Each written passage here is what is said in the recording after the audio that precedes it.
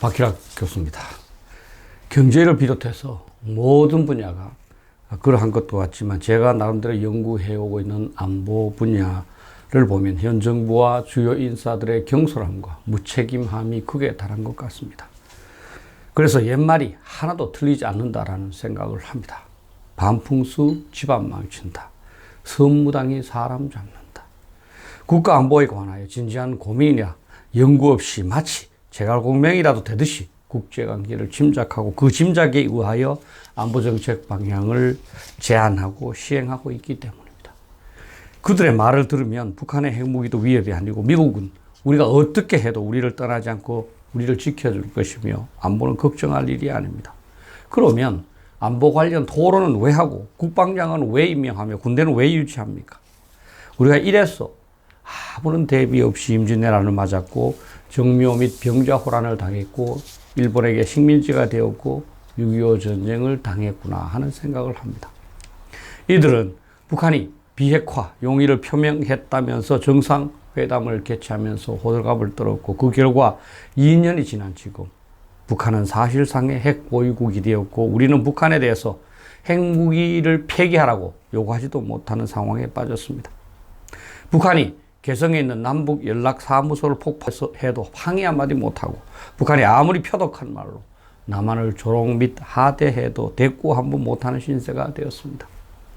이러고도 반성은 하지 않고 북한이 한국을 공격하지 않을 거라고 장담만 하고 있습니다. 우리 선배들이 한미동맹을 왜 중요시했는지, 일본이나 유럽의 나토 국가들이 왜 미국과의 동맹을 중요시하는지 제대로 판단해보지도 않은 채 미국에 노할 수 있다 라면서 한미동맹만 훼손하고 있습니다. 북핵 위협 상황에서도 한미연합사령관을 한국군으로 교체한다면서 무리를 하고 방위비 분담을 깎겠다고 하다가 오히려 주한미군 철수가 거론되도록 만들고 있습니다.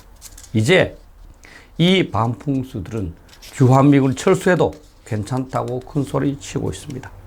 다시 한번 말씀드리지만 그렇게 걱정이 없다면 왜 안보실은 있고 왜 국방부는 존재합니까?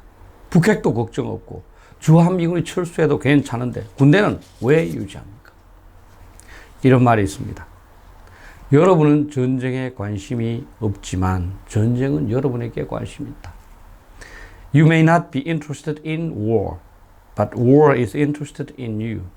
라는 말입니다. 소련의 공산주의자인 트로츠키가 한 말입니다. 현 정부 인사 여러분. 여러분은 걱정하지 않지만 북한은 여러분을 정복하기 위한 계획을 차근차근 준비하고 있습니다. 주한미군이 철수하면 바로 남침을 할 겁니다. 주한미군이 철수한 1년 후인 1950년에 6.25 전쟁이 있었다는 거 기억 못 하세요?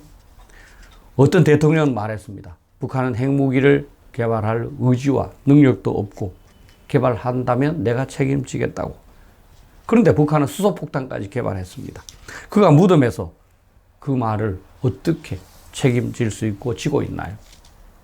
어떤 주요 인사는 우리가 아무리 미국을 섭섭하게 하고 방위비 분담을 올려주지 않아도 주한미군은 절대로 철수하지 못한다 라고 말했습니다.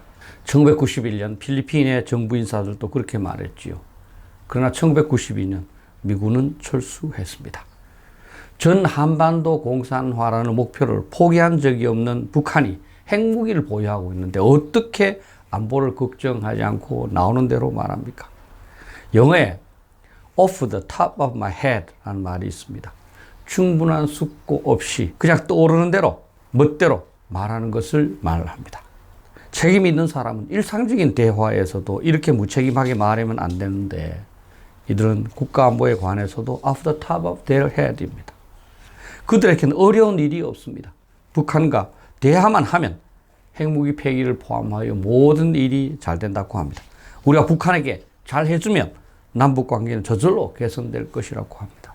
그러나 현 정부 들어서 3년 이상 그렇게 했지만 결과는 어떠한가요? 북한은 핵무기를 포기하기는커녕 핵능력을 더욱 강화했고 교만해져서 우리를 철저히 하대하고 있습니다. 남북관계는 과거 어느 정부 시기보다 경색되어 있습니다.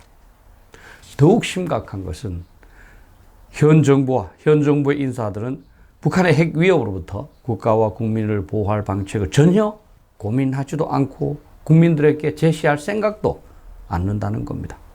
국가안보는 최악의 상황까지 상정해서 대비하는 것인데 이들은 북한이 핵무기를 재미로 만든 것으로 생각하는 것 같습니다.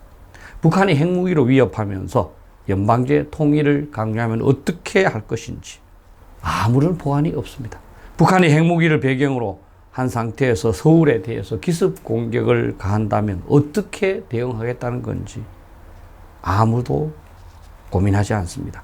미국의 어떤 전문가는 북한은 최초부터 수발의 핵무기를 한국의 도시에 투하한 후 항복을 요구하거나 남침할 것이라고 말합니다. 이때 우리 안보는 어떻게 보장하겠다는 것인지 아무런 계획도 없습니다.